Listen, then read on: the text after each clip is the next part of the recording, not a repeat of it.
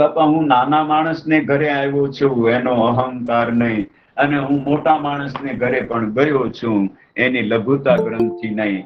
દેવર્ષિ બધે જ જાય, રાક્ષસ પાસે જાય ને દેવ પાસે જાય, નારદ મુનિ કૃષ્ણ પાસે જાય ને કંસ પાસે જાય. હા, કંસ નારદ મુનિનું માને નહીં અને દુખી થાય તો એમાં નારદનું બીપી ન વધી જાય. નારદ મુનિ સતત પ્રયત્ન કર્યા જ કરે. તો એ નારદ પરંપરાના જે મહાપુરુષો છે આ બધા દેવર્ષિ છે. કથા પણ બે પદ્ધતિથી ચાલે છે. એક નારદ પદ્ધતિ છે, એક વ્યાસ પદ્ધતિ છે. વ્યાસપીઠ ઉપર બેસી અને કથા થતી હોય, આ વ્યાસ પદ્ધતિ છે. અને સંગીત સાથે કથા થતી હોય, આ નારદ પદ્ધતિ છે. તો દેવર્ષિ છે, બીજો રાજર્ષિ છે, ત્રીજો બ્રહ્મર્ષિ છે. આમાંથી આપણું મન જ્યાં સેટ થતું હોય ત્યાં ભગવાનને ગમે એવા પ્રયત્નો કરવા. અભ્યાસે પ્યસમર્થોસી મત કર્મ પરમો ભવ. કામ છોડી દે એવું ભગવાને ક્યારેય ન કહ્યું. સતત કામ કરતા રહો. ભગવદ ગીતા 18મો અધ્યાય લગભગ 5મો શ્લોક છે. અર્જુન આટલી વસ્તુ ક્યારેય છોડતો નહીં. યજ્ઞ, દાન, તપ, કર્મ ન ત્યાજ્યમ. યજ્ઞ કરવાનું છોડતો નહીં. મોટા ભાગના વૈષ્ણવો એવા વેમમાં જીવે છે. પ્રેમમાં જીવવું, વેમમાં ન જીવવું. કે કૃષ્ણ ભગવાને ગિરિરાજ ઉત્સવ એટલે યજ્ઞનો વિરોધ કર્યો. યજ્ઞનો વિરોધ કર્યો નથી. ભગવાને અનેક વાર યજ્ઞો કરવાનું કહ્યું છે અને 18મા અધ્યાયમાં ગીતામાં કહ્યું આટલી વસ્તુ ન છોડવી. એમાં પહેલું નામ યજ્ઞનું. યજ્ઞ કરતું રહેવું, દાન કરતું રહેવું. યજ્ઞ, દાન, તપ એટલે સમાજના વિકાસ માટે સુખ દુઃખ સહન કરતું રહેવું. કર્મ આપણું જે ફરજ છે, કર્મ છે એ કરતા રહેવું. કર્મ છોડી ન દેવું. તો અભ્યાસે પ્યસમર્થોસી મત કર્મ.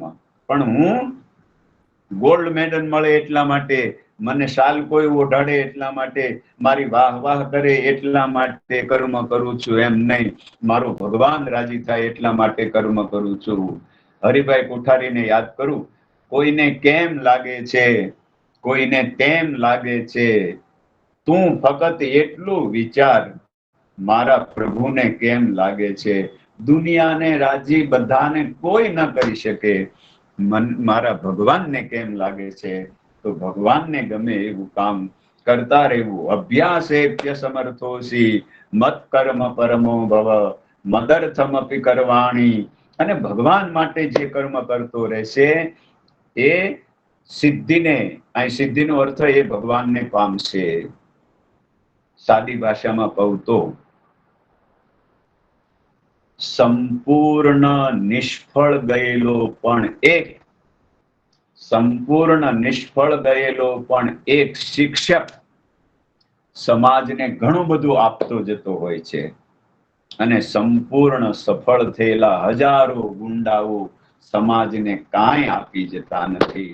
માટે કામ કરતા કરતા નિષ્ફળ થઈએ તો પણ ભગવાનનું કામ થઈ જતું હોય છે, અને સફળ થઈએ તો પણ થઈ જતું હોય છે. તો સિદ્ધિ અસિદ્ધિની ચિંતા કર્યા વગર, સફળતા નિષ્ફળતાની ચિંતા કર્યા વગર ભગવાનનું કામ કરતું રહેવું. એક સાદી ભાષા વાત કહું. અમારી પાસે ઘણા ભણવા આવતા હોય ગીતા, ભાગવત, રામાયણ. અમે એને શ્લોક અથવા તો મંત્રો 1 વાર, 2 વાર, 3 વાર, કોઈને 10 વાર, પણ મિનિમમ 3 વાર શીખવાડીએ તઈ એને માંડ આવે.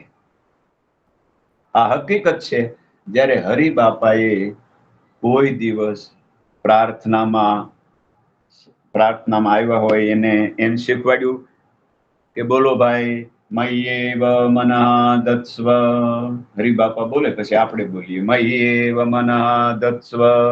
પછી બોલો મયી બુદ્ધિ નિવે. એવું કોઈ દિવસ ન કર્યું, પણ હજારોની સંખ્યામાં હરિબાપાની નજીક જે આવ્યા એ લોકો રામાયણની બધી સ્તુતિઓ બોલતા થઈ ગયા, મહિમ્ન બોલતા થઈ ગયા, વિષ્ણુ સહસ્ત્ર બોલતા થઈ ગયા, ગીતાનો 12મો 15મો અધ્યાય બોલતા થઈ ગયા. ભીખુભાઈ અમને આ ગીતાનો 12મા અધ્યાયની વાત કરી, મેં કીધું પહેલા અધ્યાય થી લઈએ લાઈન સર, તો કે આ પ્રાર્થનામાં આ 2 અધ્યાય આવે છે ને એટલે અમને આનો જરા મોહ છે. મોહ છૂટતો ન હોય તો મોહ રાખી મૂકવો, અહંકાર છૂટતો ન હોય તો રાખી મૂકવો, પણ ભગવદ વિષયક અહંકાર કરવો. રામચરિત માનસ અસ અભિમાન જાય જની ભોરે, મેં સેવક રઘુપતિ પતિ મોરે. મને આ અભિમાન રે, હું ભગવાનનો સેવક છું. તો કુરવાન એટલે આ કામ કરવાનું જ છે અને એનાથી ભગવાન મળશે. કુરવાન સિદ્ધિમ વાપ્સસી અથૈ તદપ્ય શક્નોસી કર્તુમ મધ્યોગમાશ્રિતઃ. અને આમાં પણ આપણું મન બેસતું ન હોય તો હજી એક ઓપ્શન, સર્વ કર્મ ફલ ત્યાગ. જુઓ, કર્મનો ત્યાગ નથી, ક્યારેય ગીતામાં કર્મનો ત્યાગ કયો જ નહીં. કર્મના ફળનો ત્યાગ છે. પેલા હું મારે માટે કર્મ કરતો હતો, હવે ભગવાનને માટે કર્મ કરું છું. એટલે પેલા હું 8 કલાક કર્મ કરતો, તેને બદલે 9 કલાક કર્મ કરો. કર્મ કરતા જ રહો. ઉપનિષદ તો એમ કહે છે, ઈશાવાસ્ય ઉપનિષદ, પૂર્વન્નેવેહ કર્માણી. કામ કરવાનું જ છે, કામ છોડી દેવાનું નથી. હિન્દુસ્તાનની બીમારી એ છે કે 5,000ની વસ્તીનું ગામ હોય, એમાં 2,500 બાવા થઈ જાય. એ 2,500 ઓલા 2,500 ને ત્યાં ભિક્ષા માંગવા જાય તો ઓલા કંટાળીને બાવા થઈ જાય. આમ મહાસત્તા કેવી રીતે થવું? સમાજનો 25%થી 1 પણ વધારે વર્ગ સંન્યાસી ન જ થવો જોઈએ. એ જ વ્યવસ્થા છે. 1 થી 25 વર્ષ, એનું નામ બ્રહ્મચર્યાશ્રમ, માત્ર ભણવું. 25 થી 50 વર્ષ લગ્ન કરવા, કમાવવું, બચાવવું, ઈશ્વરની મર્યાદામાં રહી, શાસ્ત્રની મર્યાદામાં રહીને ભોગ ભોગવવાની ના નથી. 50 વર્ષ પછી ધીરે ધીરે છોડવાની પ્રેક્ટિસ કરવી. 50 થી 75 વર્ષ વાનપ્રસ્થ, ધીરે ધીરે બધું છોડવું. 75 વર્ષ પછી સંન્યાસ છે. આપણે ત્યાં 20 વર્ષનો હોય, રોજ લાખ રૂપિયા કમાતો હોય અને એને ભગવા કપડા પહેરાવી દે અને પાછા એના અહંકાર કરે કે આ માણસ અમેરિકામાં રોજ $1,00,000 કમાતો હતો, એને અમે સંન્યાસી બનાવી દીધો. તે મોટું પાપ કર્યું છે. તારે એને કેવું જોઈતું હતું કે લાખ કમાય છે તો 1,25,00,000 કમા અને સમાજના વિકાસ માટે કામ કર. 20 વર્ષના સંન્યાસ ધર્મ નથી અપાતો, બાળકને સંન્યાસ ધર્મ નથી અપાતો. ભાગવત એનું સાક્ષી છે. નારદ મુનિ ગત જન્મમાં એને સંન્યાસીઓને કહ્યું, મને સંન્યાસ આપો. ત્યારે સંન્યાસીઓએ ના પાડી કે પેલા તું તારી માની સેવા કર, તારી માનો એકનો એક દીકરો છો.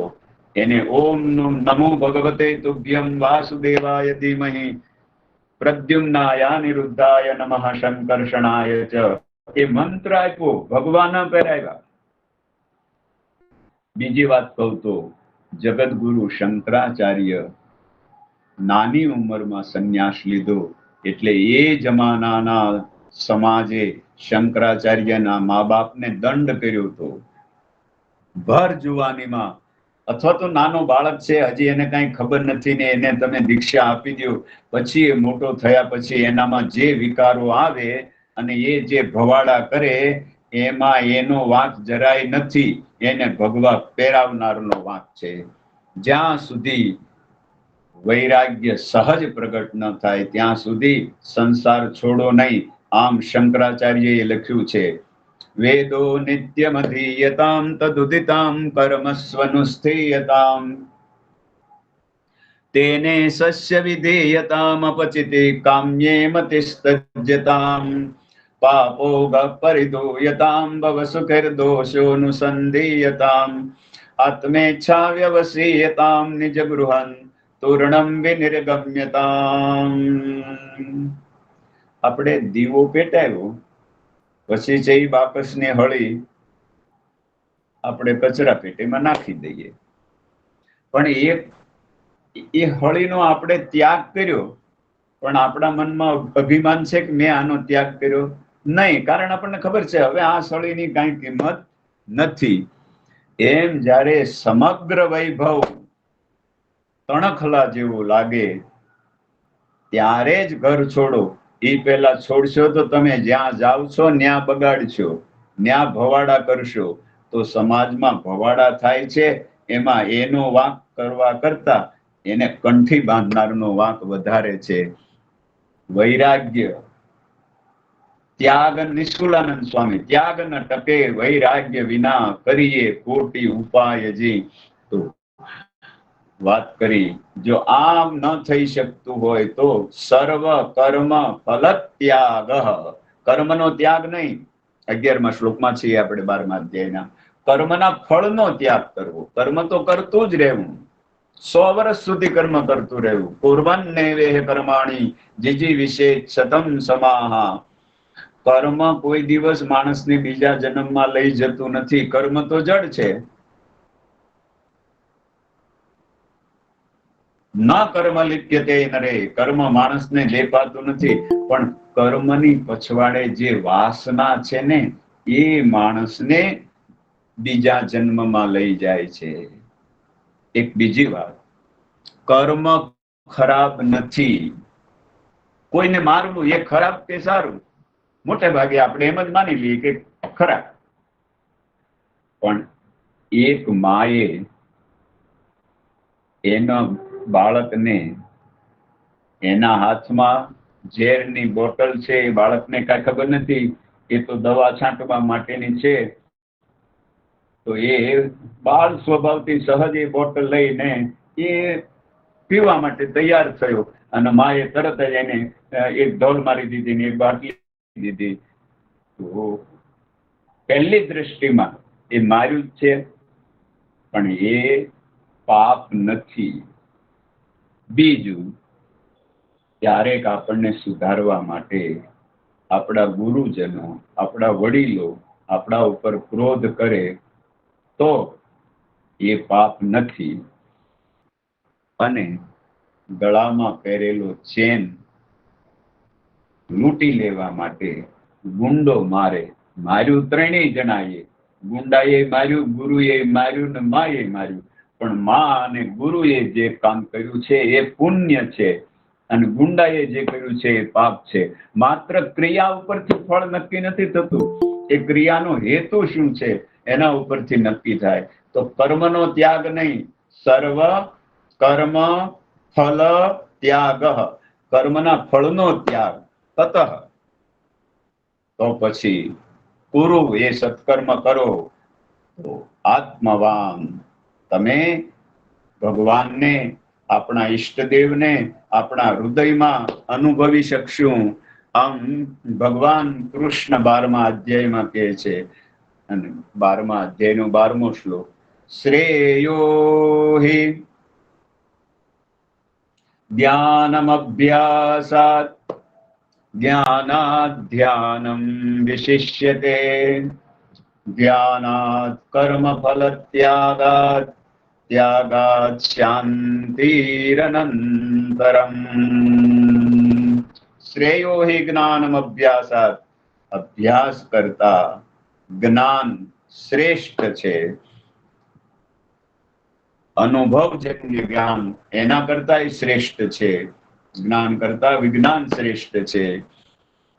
જ્ઞાન કરતા ધ્યાન શ્રેષ્ઠ છે. જ્ઞાનાદ ધ્યાનમ વિશિષ્યતે. રોજ માણસે ભગવાન પાસે બેસીને ધ્યાન કરવું જોઈએ.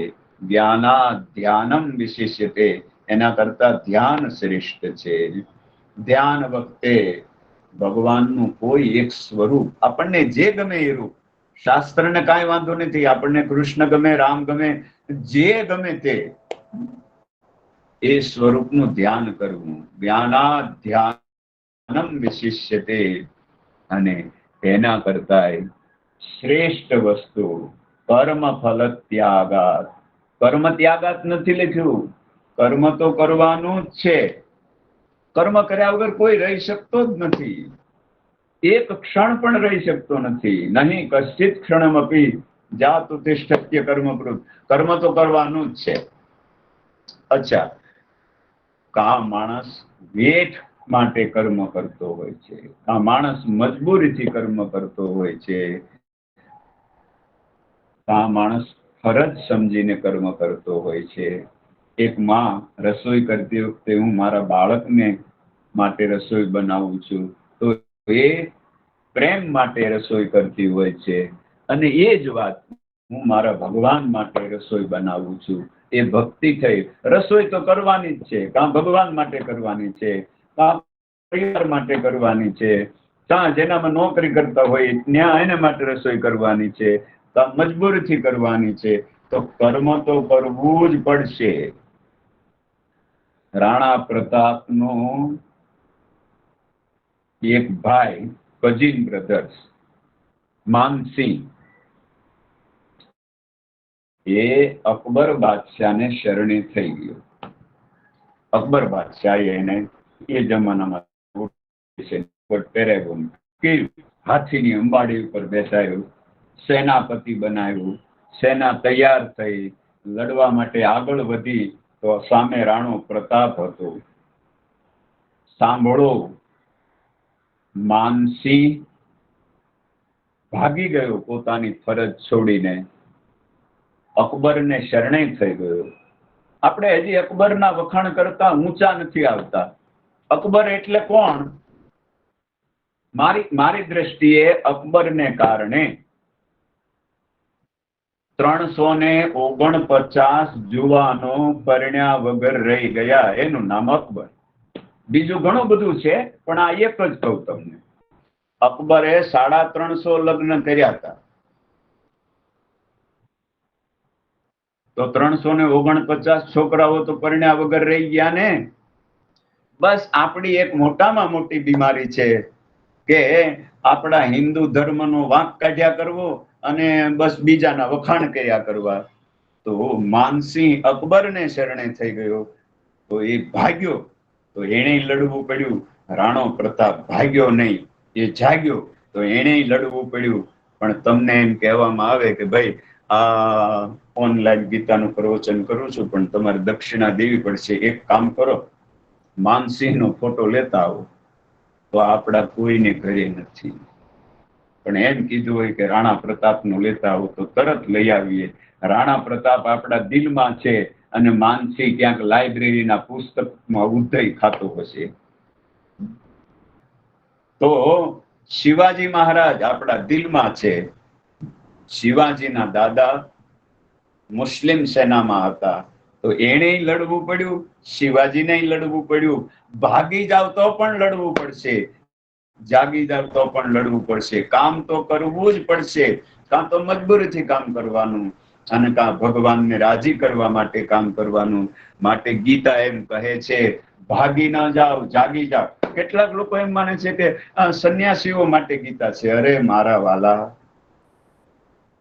ગીતાનો કહેવા વાળો કૃષ્ણ, એને 16,108 પત્ની છે, અને ગીતાનો સાંભળવા વાળો અર્જુન, એ પરણવા માટે બાવો થયો. અર્જુન સંન્યાસીના વેશમાં એને કૃષ્ણની બેન સુભદ્રાનું હરણ કર્યું. તો એક પરણવા માટે બાવો થયો છે, અને એકના અસંખ્ય ઘરવાળા છે. તો આની વચ્ચે જે ગીતા થઈ, એ સંન્યાસી માટે કેવી રીતે હોય? તો ભાગી જવા માટે ગીતા નથી, જાગી જવા માટે ગીતા છે. માફ કરજો, આપણે જેટલું ભાગવતને મહત્વ આપ્યું એ ખરાબ કર્યું છે એમ નહીં, એટલું આપણે મહાભારતને મહત્વ ન આપ્યું, અને એટલે આપણામાં નિર્માલ્યતા આવી. જો મહાભારત વાંચ્યું હોત તો પાકિસ્તાન થયું ન હોત, તો બાંગ્લાદેશ થયું ન હોત, અને આજે બાંગ્લાદેશમાં જે આપણા ભાઈઓને સહન કરવું પડે છે એ થયું ન હોત. વનમાં પાંડવો હતા અને એનો જીવ બળે એટલા માટે શકુની ને દુર્યોધન ને દુશાસન ને આ બધા એની પત્નીઓની સાથે કિલો કિલો હોનું પહેરી અને વનમાં નદીને કિનારે પડાવ નાખો, આ બધું વૈભવ એને દેખાડવો. એ ત્યાં ગયા નદીને કિનારે, અને નદીમાં નાહવા માટે દુર્યોધનને જવું. પેલા એના માણસો ગયા, ત્યાં કોક નાતું હતું. એને કીધું ભાઈ બહાર નીકળો, અહીંયા આમાં રાજાને નાહવું છે. ત્યારે પેલા માણસે કીધું આ નદી ભગવાનની છે, રાજાની નથી. પેલા એ કહ્યું તો તમારે લડવું પડશે. તો કે એ ભાષા મને આવડે છે. અને ભયંકર યુદ્ધ થયું.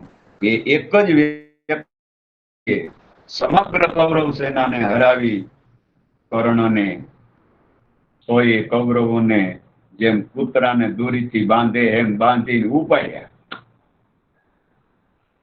કૌરવોની પત્નીઓ સમજી ગઈ કે શું પરિણામ આવશે. એ તરત દોડ્યા અને જ્યાં ઝૂંપડીમાં પાંડવો હતા ત્યાં ખોળો પાથરીને પગે લાગ્યા. એ પગે લાગવું કેવું હશે તો આપણે સમજી શકીએ. આપણે હરિબાપાની પ્રાર્થનામાં હનુમાન ચાલીસા બોલીએ એ જુદી, અને આપણે રાતના 11:30 કોક પીપળા હેઠે નીકળ્યા હોય ને કોક કે અહીંયા કાંઈક થાય છે અને પછી હનુમાન ચાલીસા બોલીએ એ જુદી. આ બધા પગે લાગ્યા, વાત કરી. ત્યારે ભીમે તરત જ કહ્યું સારું થયું, જે કામ અમારે કરવાનું હતું એ એને કર્યું. ત્યારે યુધિષ્ઠિરે કહ્યું નહીં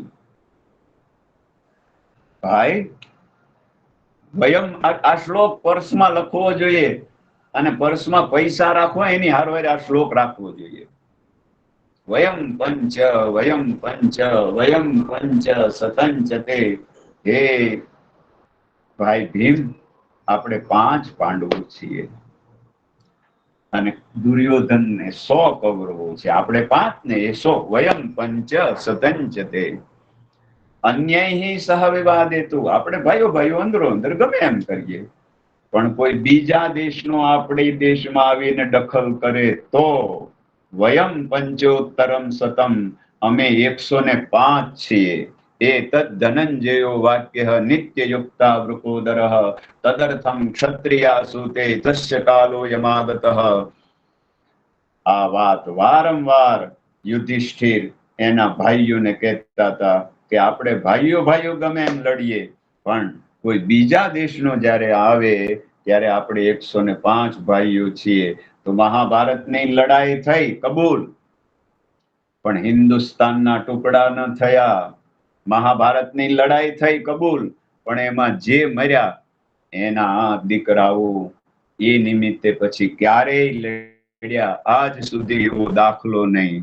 મહાભારતની લડાઈ થઈ પણ એમાંથી કોઈ પણ વ્યક્તિ વારસામાં વેર ન મુકતું ગયું. એનું કારણ એ મહાભારતની વચ્ચે ગીતા હતી. મધ્યે મહાભારતા અદ્વૈતામૃત વર્ષિણી ભગવતી અષ્ટાદશાધ્યાયિની મંભસ્ત્વમનુસંદધામિ ભગવદ્ ગીતે ભવદ્વેષિણી. બસ આપણે એક ધોલ મારે અને બીજો ગાલ બતાવો, તો બીજી ધોલ મારે પછી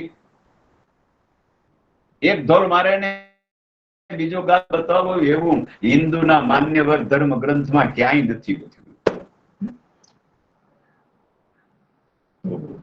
તદર્થમ ક્ષત્રિયાસુ તે તસ્ય કાલો યમાગતઃ. કર્મનો ત્યાગ ક્યારેય નથી કરવાનો, પણ કર્મના ફળનો ત્યાગ કરવાનો છે.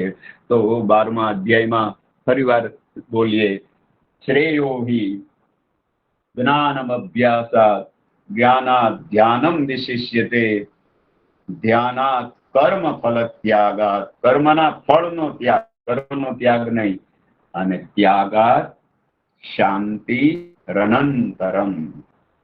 કોઈને શાંતિ,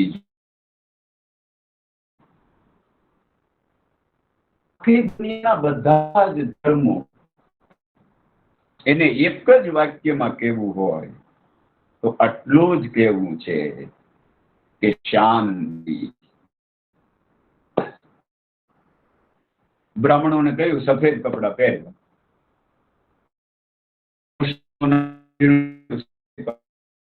પછી સફેદ કપડામાં પાદરીને કહ્યું સફેદ કપડા પહેરવા, જૈન મુનિઓને કહ્યું સફેદ કપડા પહેરવા. આ શાંતિનો કલર છે. તો દુનિયાના તમામ ધર્મને એક જ વસ્તુ કહેવી છે, એનું નામ છે શાંતિ. અચ્છા, તો એ શાંતિ ક્યાં મળે, કેવી રીતે આવે? ગીતાના 2જા અધ્યાયનો 70મો શ્લોક.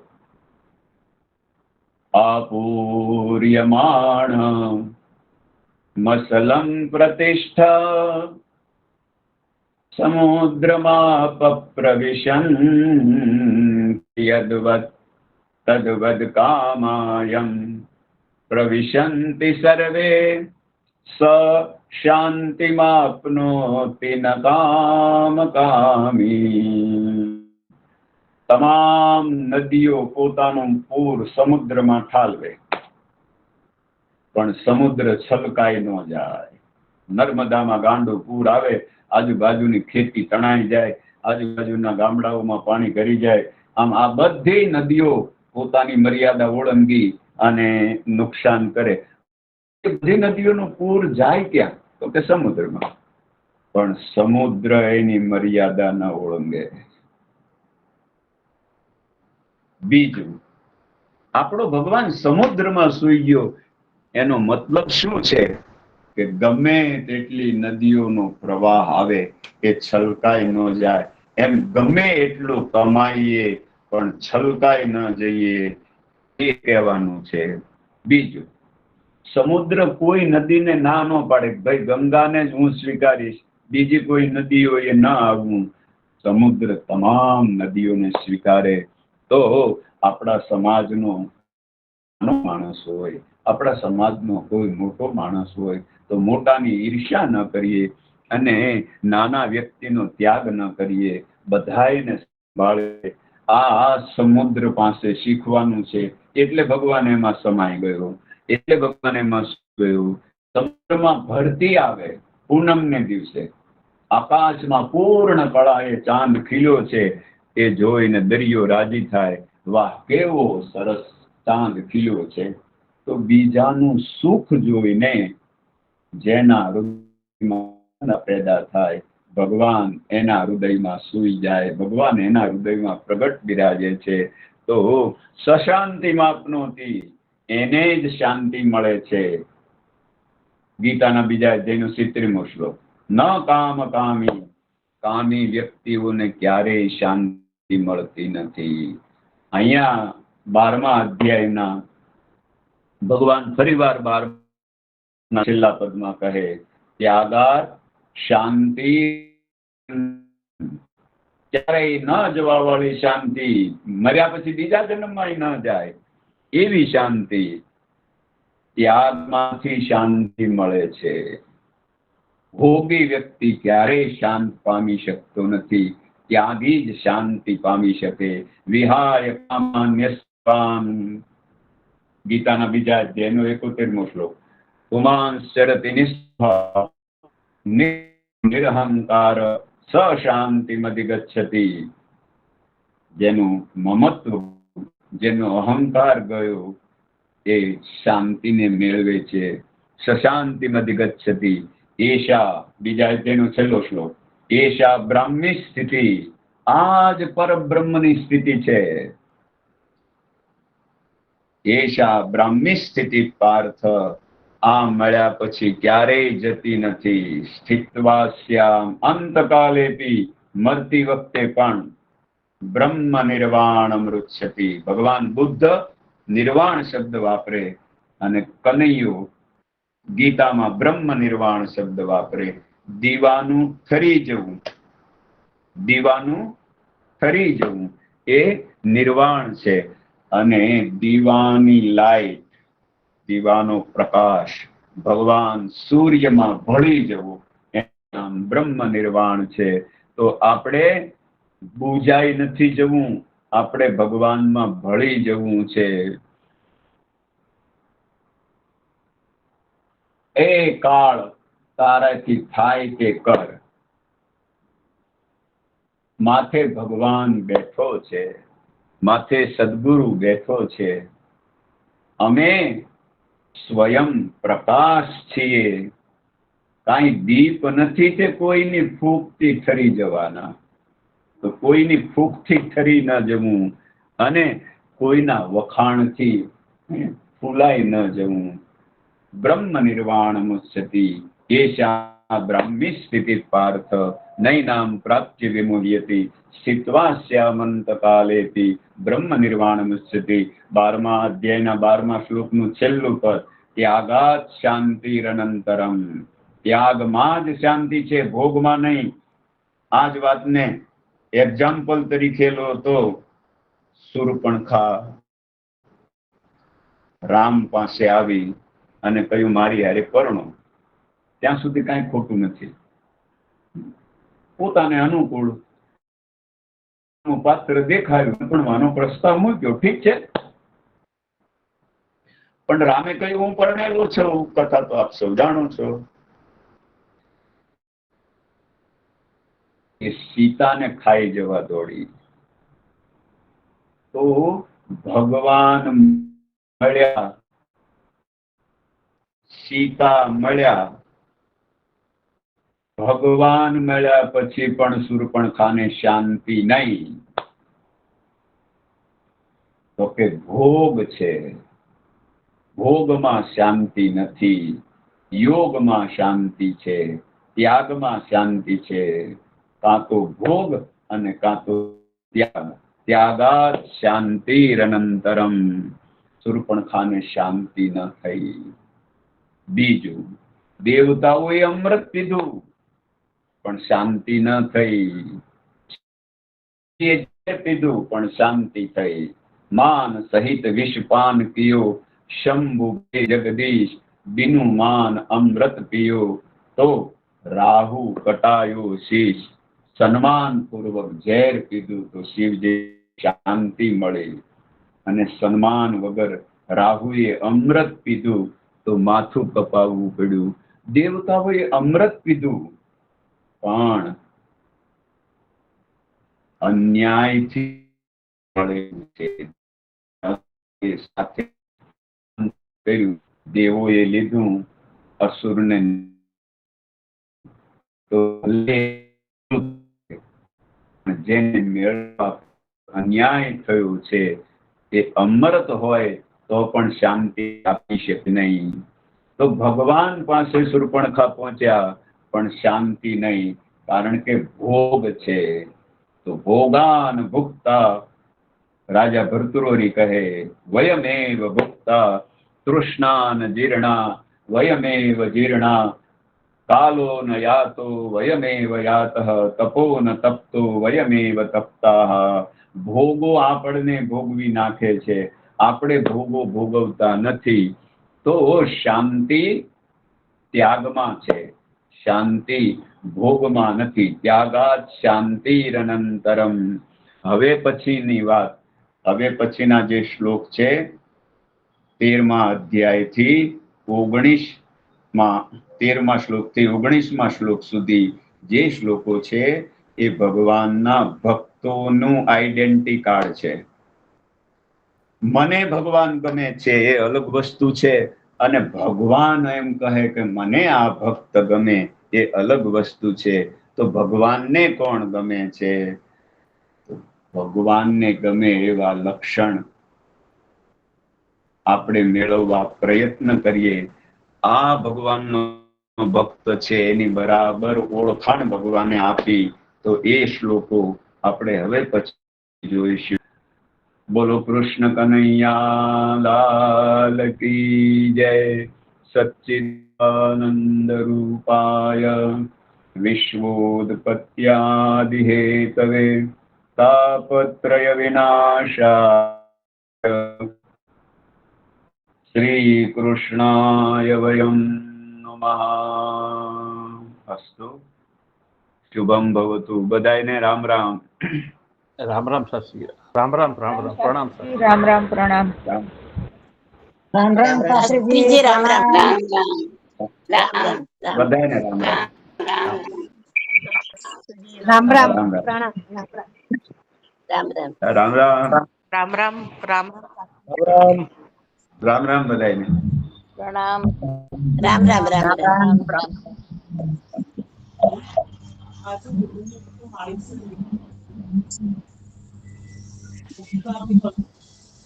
રામ રામ રામ રામ બધાને.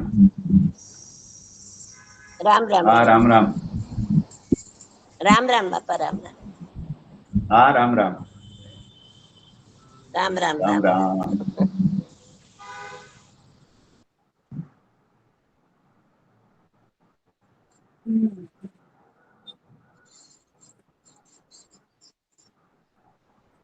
રામ રામ દીપુભાઈ. રામ રામ સાચી પ્રણામ સર. રામ રામ. હવે હા રામ રામ. હવે સોમવારે આવતા રાખવું હોય સોમવારે. તો રાખી શકાય છે. હા આવતા સોમવારે રાખી દે. હા 26 તારીખ. હા, એટલે આ સોમવાર નહીં એના પછીના સોમવારે. હા 26 તારીખ 26 તારીખ. હા હા ભલે. શાસ્ત્રીજી બરોબર. ખૂબ ખૂબ પ્રણામ રામ રામ હા રામ મસ્ત રામ પૂછે આશીર્વાદ. રામ રામ. રામ રામ રામ હા રામ રામ દીપુભાઈ. રામ રામ. આવજો બધા. રામ રામ પ્રણામ સાચી. હા આશીર્વાદ. રામ રામ બધાને. રામ રામ રામ. હા ભલે દીપુભાઈ. હા રામ હા રામ. ભલે. એ રામ રામ પ્રણામ. હા રામ. ભલે આવજો. રામ રામ. હા બંધ કરવું. હા રામ રામ. હા હા ભલે ભલે. એ રામ રામ. હા, મહેશભાઈ રામ રામ. રામ રામ દિલીપભાઈ, રામ રામ. રામ રામ મહેશભાઈ રામ રામ. કેમ છે મજામાં? તબિયત પાણી સારા? સારા બિલકુલ. સારા. આવો બેંગ્લોર ક્યારે આવો છો? આવીએ હવે ગોઠવીએ એટલું જ છે તો અઘરું સારું ગાડી. હા